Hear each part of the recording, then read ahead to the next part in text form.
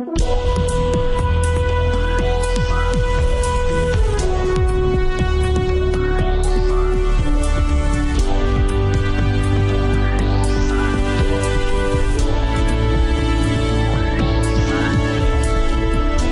to Real Money Talks, how to make money, manage money, and invest money. Your Real Money Talks host, Laurel Langmeyer, gets straight to the point about what it actually takes to make money and build lasting wealth in today's changing economic climate. If you're ready to get the financial results you've always dreamed of, keep listening. Real Money Talks is the right place for you. And now here's your host, Laurel Langmeyer. Hi, this is Laurel, and welcome back to Laurel's Real Money Talks. I'm excited to be with you today and talk about a subject that I think causes people extraordinary pain, and that's how do you go into business with a friend or a partner? And the first thing I want to do in that topic is pull it apart. So going into business with a friend, I think, is way more complex and emotional than going into business with a partner. So I would just really challenge why. And the first thing I think you got to look at in any deal are the skill sets of the team. So what does each person bring to the party? So get a pen and paper, and we're going to have that conversation today. We're going to talk about, how do you choose a partner, and whether you're bringing the deal or they're bringing the deal. How do you pick that team is how I want you thinking about it. What are the terms of that deal? How do you exit those deals? I always say, how do you design your business divorce while you're in love? So get a pen and paper, and let's get started. And I'm going to be making a product out of this conversation because I think there needs to be some checklists and some, thorough thinking before people just jump into business. I see it happen all the time. And women, you are the worst. I always say, God put me here in a woman's body to kick you women in the rear a little bit and shape you up, because business is less than 50 years old for most women. Men did it forever and ever and ever. And women have a different collaborative style, a different emotional approach, a different need and goal a lot of times. And it's taken me years, decades to really, I shouldn't say shift my approach, but to really just treat business like business, And a lot of you women have hobbies, and I'm not making you wrong. I'm just saying, what's the intent? What's the intent of this joint venture, call it the business, the partnership? What are you doing, and what's the outcome? So being really clear on that, and then knowing who brings, what to the party. So let's start with kind of the breakdown. How do you get in? What are some things you can do during the relationship to manage and keep it healthy? And what are some different things to think about in the beginning to create a really great exit and an ending? Because all of these deals have an ending. And too many people walk in Pollyanna saying, oh, we're just going to be together forever. No, you're not. And so when you really have a serious conversation and scope it properly, I find the relationships last much, much longer. At any time, again, in any of our conversations, go to asklaurel.com, give me your name, phone number, and email, and ask for an appointment, ask me any question. We will get back to you right away. So let's start this off. So what's the point of the deal, right? Is it a short-term deal? And I'm going to kind of break that down because some businesses are actually, I'm getting into some new ones right now, and they're actually very busy. They're daily active businesses. So I know, just given my other commitments, the amount of time or not that I can give to that level of a daily active business. So is it a daily active business? How much is required in totality? Not only just from you, but from the partners or even hired staff.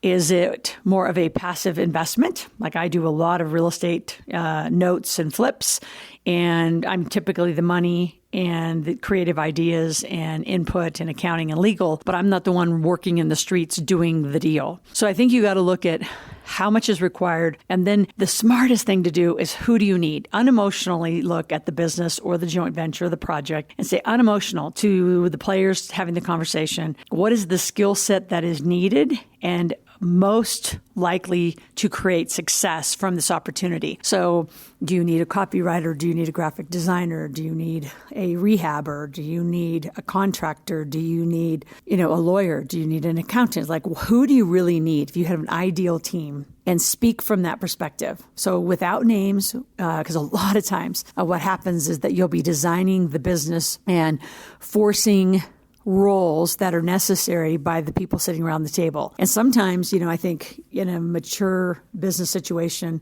some of the people around the table need to say, I'm not really needed on this team. Yeah, I'd like to be on this team, but I'm not really needed on this team. And maybe they take a role then as an advisor if they have any input to it. Maybe they take a role of an investor or finding money, or maybe they bow out. So I think that's the beginning of all the relationships is who's really necessary, needed. I'm sure there's a lot of emotional, especially with women, you tend to do this emotional, be such a good girlfriend project. And those tend to not work out. While I'm speaking about that too, I see, even if they're a friend going into a relationship like this, there is a different hat they wear called a business partner in this relationship that you define. And I think when you are with mature people who can wear different hats, and not collapse the hats.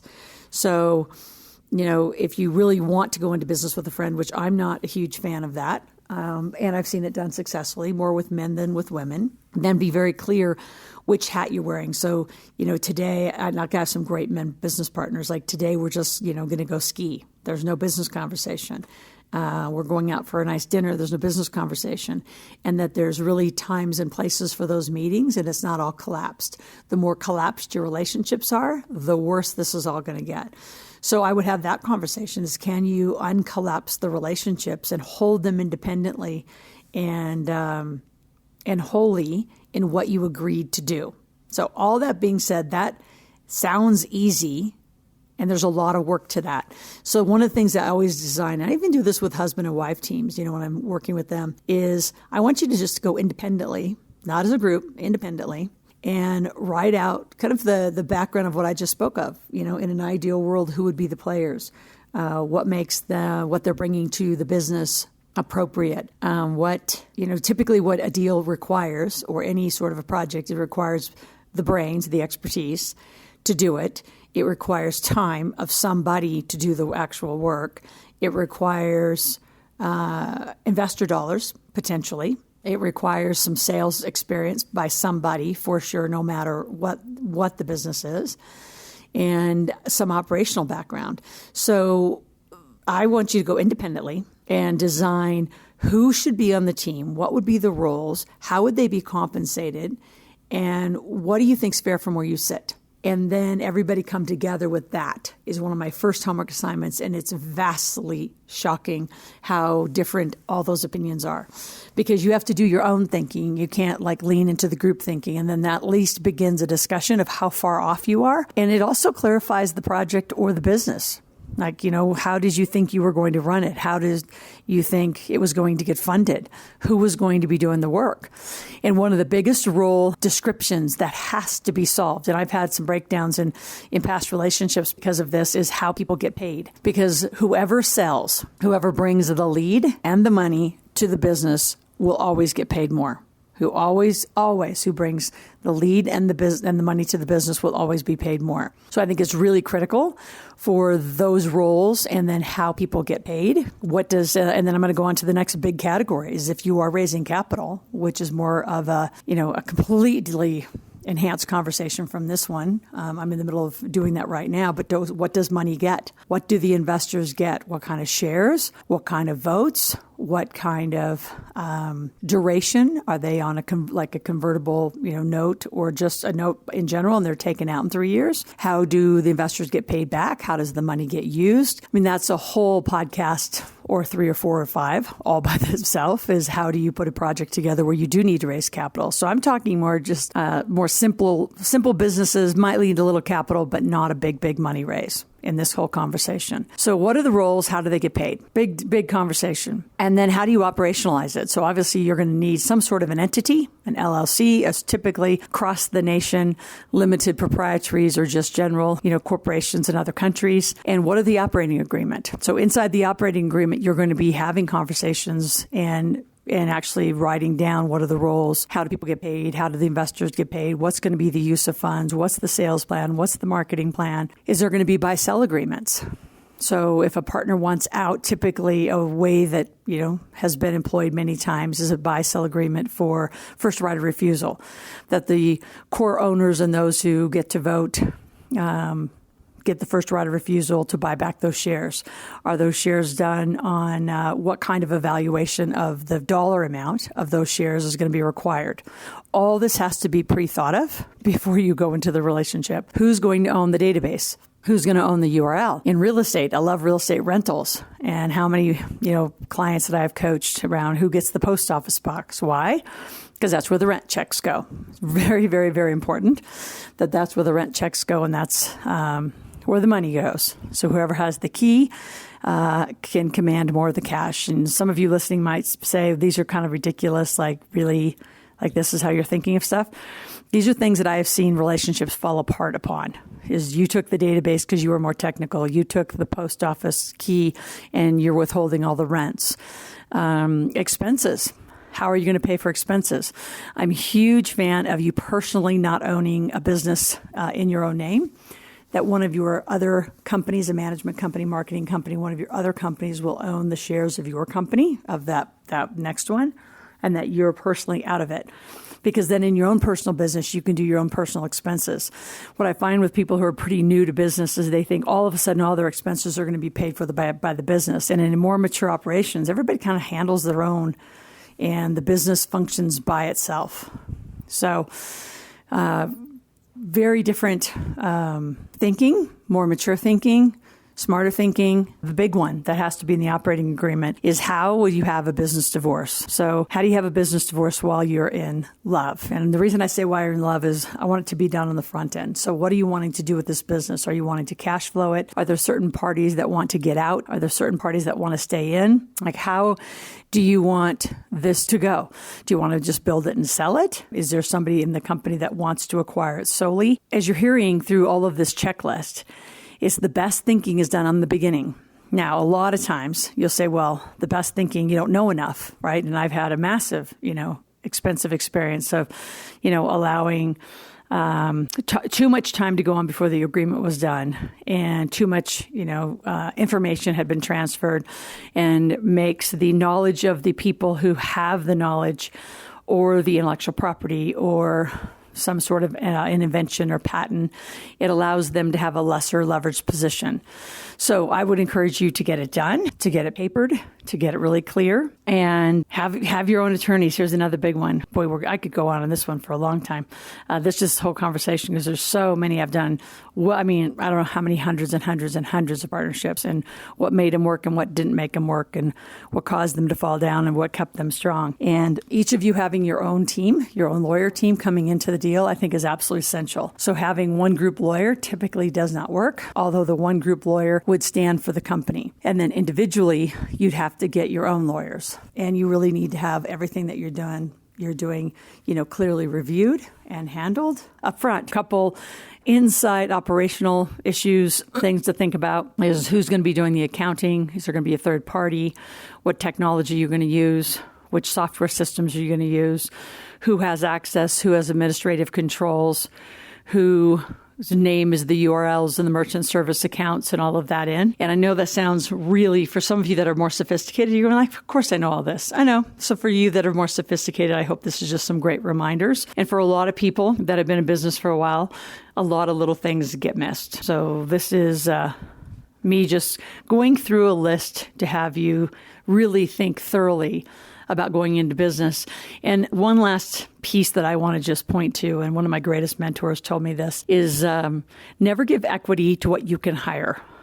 Never give equity to what you can hire, which means, this whole Shark Tank phenomenon has really raised the level of bringing a shark on your team. And I've been sharking since before Shark Tank even, hit the TV airways.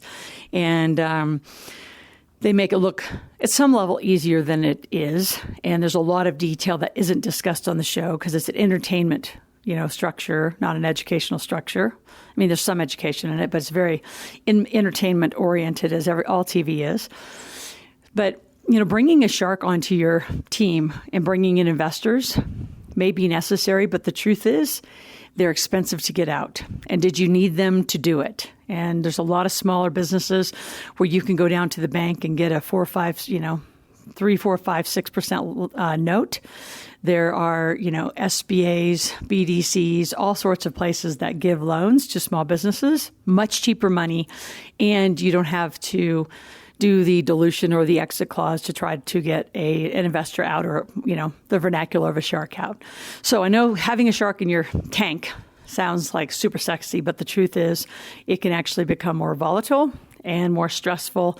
Again, just go into that conversation very openly and aware and get some advice. Have someone that actually knows how to look at your financials and your numbers, give you advice to whether that's a smart move or not. I find a lot of times that if somebody thinks they need $300,000, $400,000, $500,000, that's not hard money to go find when you're around smart money. So before you go give a chunk of equity, like I have a woman in Canada, oh my gosh, for $200,000, which she could have just made herself consulting or selling her product, pre-selling her product. She could have made the money in less than a month, maybe 2 months. She gave a huge chunk of equity for $200,000. Now these guys have a big voice. They're kind of bossing her around. I see it all the time. I see really inappropriate business relationships and the money getting distorted upon like a desperate need. So don't get desperate. There's always money. There's always around. You just have to have the right plan, the right team, the right mentor, the right coach to guide you through the process, and a really smart business lawyer. Not just any lawyer, really smart business lawyer. So a lot of facets to it, a lot of checklists to it. And if you want any help with this, I love helping, can do some just-in-time coaching. Again, go to asklaurel.com. Give me your name, phone number, and email. Ask a question, ask for an appointment, and let's stay together in this amazing conversation of how do you get a proper joint venture or business deal done. This is Laurel signing off on Laurel's RealMoneyTalk.com. Talk to you soon. Have a great day.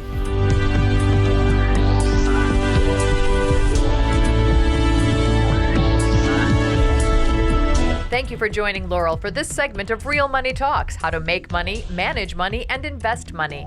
To continue this new conversation and to find free resources to support your wealth creation, visit asklaurel.com/podcast gifts. That's ASKLORAL.com/podcast gifts. Thanks for listening and join us again soon. New episodes are released every week.